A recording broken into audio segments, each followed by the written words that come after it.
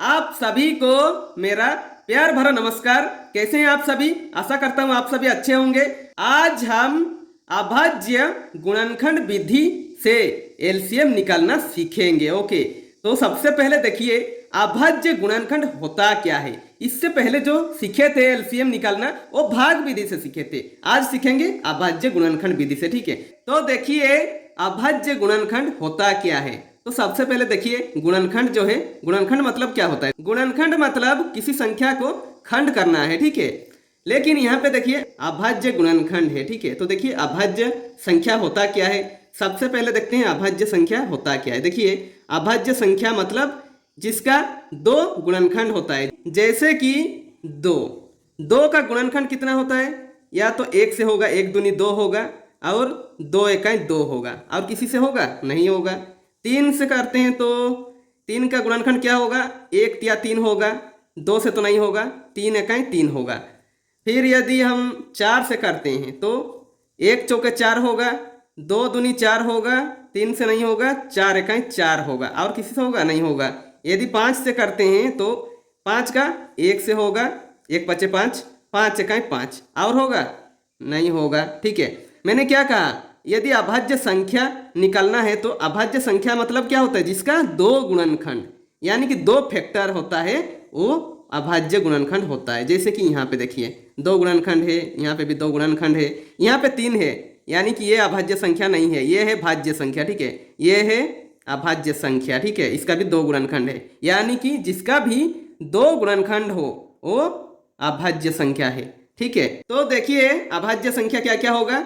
दो होगा, तीन होगा, चार नहीं होगा, पाँच होगा, फिर सात होगा, नौ होगा, 11 होगा, 12 नहीं होगा, 13 होगा, जिसका सिर्फ दो गुणनखंड। ठीक है, 14 नहीं होगा, 15 होगा कि नहीं? यदि 15 का बात करें तो देखिए एक होता है, फिर दो से नहीं जाएगा, तीन पचे 15 होता है, पाँच से जाएगा, फिर 15 से भी जाएगा, यानी कि ये तो भाज्य संख्या हो जाएगा। ठीक है, 15 नहीं होगा। ठीक है, 17 होगा, फिर 19 होगा, फिर क्या होगा?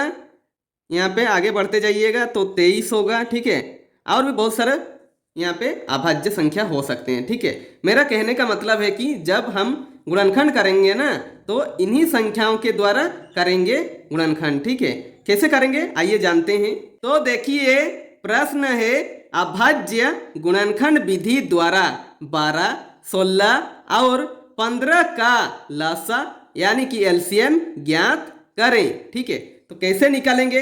मैंने जैसे कहा गुणनखंड मतलब खंड खंड करेंगे, और अभाज्य संख्या क्या होता है? जिसका दो गुणनखंड होता है। ठीक है, उनसे अब देखिए कैसे करेंगे। ये जो 12, 16 और 15 का एलसीएम निकालेंगे। ठीक है, तो देखिए सबसे पहले 12 का एलसीएम यहाँ पे लिख लेते हैं। 12, 16 और किसका? 15 का। ठीक है, तो कैसे करेंगे देखिए। सबसे पहले देखिए 12 से करते हैं। ठीक है, 12 से करते हैं, 2 से करेंगे। सबसे पहले अभाज्य संख्या, सबसे छोटा अभाज्य संख्या क्या होता है? 2, तो 2 से करते हैं। 2 छके 12, यदि 6 को करते हैं तो 2 तिया 6। अब 2 से ये जाएगा, कटेगा नहीं? कटेगा, तो 2 से थोड़ा सा बड़ा अभाज्य संख्या से काटेंगे। ठीक है, तो 3 से करते हैं, 3 इकाई 3। ठीक है, यदि 16 को करते हैं तो कैसे होगा देखिए। 2 आठे 16, 2 चौके 8, 2 दूनी 4, 2 इकाई 2।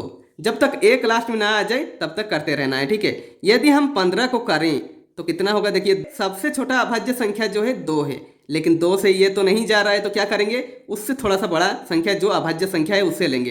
3 से करते हैं, 3 पचे 15। ठीक है, अब देखिए 5 है, 5 से जाएगा, 5 इकाई 5, लास्ट में एक आ गया ना, तो उसका तो करने की जरूरत नहीं है। अब क्या करेंगे? यहाँ पर लिखेंगे, पहले 12 लिखते हैं। ठीक है, 12 का देखिए यहाँ पे 2 गुना 2 गुना 3। ठीक है, 16 को लिखते हैं। 16 का कितना हो जाएगा? 2 गुना 2 गुना 2 गुना 2। उसके बाद कितना है?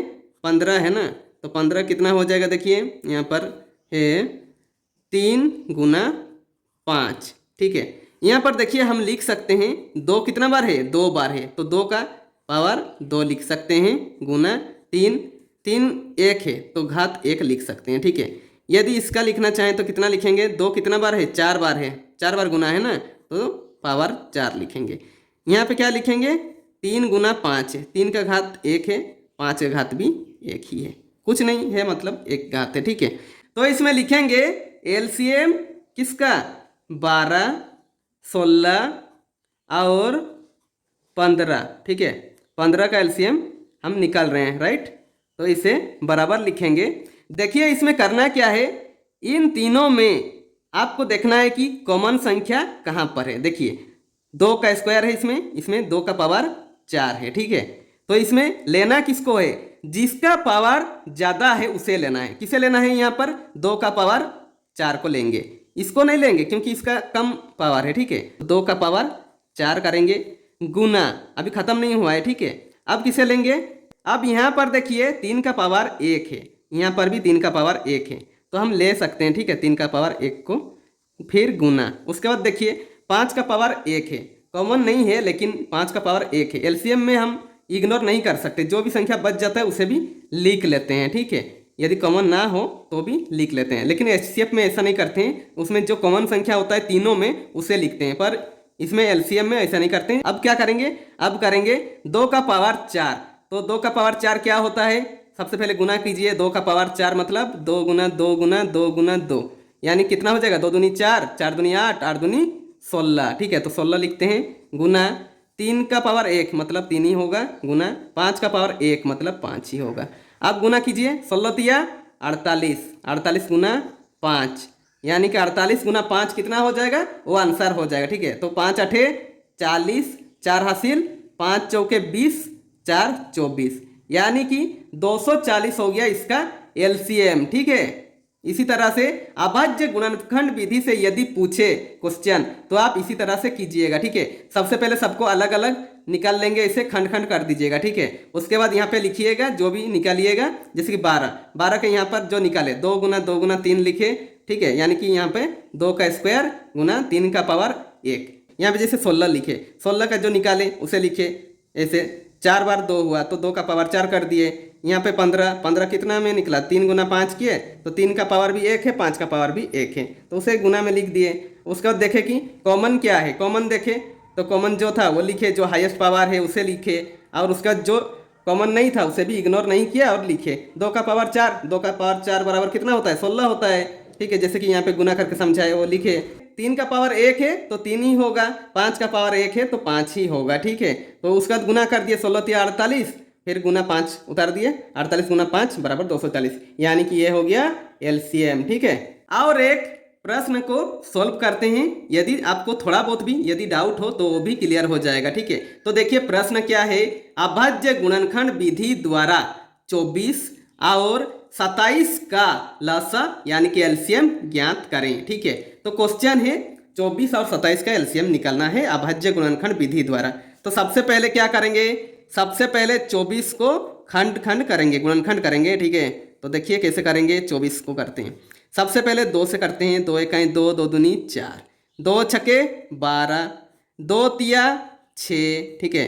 अब 2 से जाएगा नहीं जाएगा तो 3 से करते हैं, 3 एकाई 3 हो जाएगा।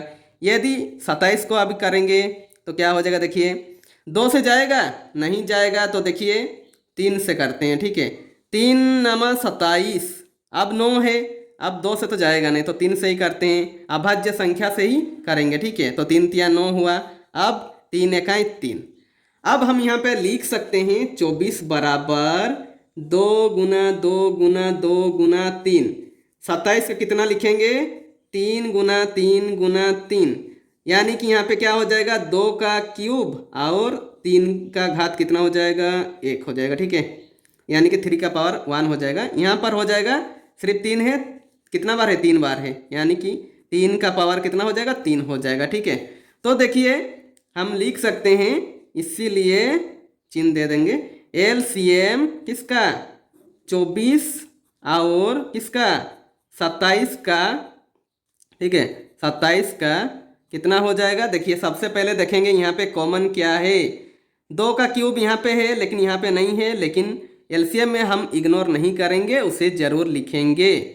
यहाँ पे 3 कॉमन है, देखिए। तो जब कोई संख्या कॉमन होता है तो हम किसे लेते हैं, जिसका हाईएस्ट पावर होता है, यानी कि यहाँ पे देखिए हाईएस्ट पावर किसका है, यहाँ पे 3 है, यहाँ पे 1 है, तो इसे लेंगे, जिसका पावर हाईएस्ट है उसे लेंगे, यानी कि 3 का पावर 3। ठीक है, तो 2 का क्यूब कितना होता है? 2 दूनी 4 दूनी 8। देखिए 2 का क्यूब मतलब 2 को 3 बार गुना करना होता है, राइट? तो 2 दूनी 4, 4 दूनी 8, तो इसे लिखेंगे 8। और 3 का क्यूब कितना होता है? देखिए हम निकल चुके हैं, 3 तिया 9 तिया 27, तो इसे ही लिखेंगे 27। अब गुना कीजिए, कितना हो जाएगा आंसर? देखिए 8 सते 56, 5 हासिल, 8 दूनी 16, 16 और 5 कितना हो जाएगा? 21। तो ये हो गया इसका एलसीएम, 24 और 27 का एलसीएम हो गया 216। ठीक है, आशा करता हूं आपको अच्छे से समझ में आ गया होगा। तो वीडियो पसंद आया हो तो लाइक जरूर कर दीजिए, और यदि आप इस चैनल में नए हैं तो चैनल को सब्सक्राइब कर दीजिए और बेल आइकन को दबा दीजिए, ताकि मेरे सारी वीडियो आप तक पहुंचती रहेगी। और कैसी लगी वीडियो कमेंट बॉक्स में कमेंट करके भी बता सकते हैं। ओके।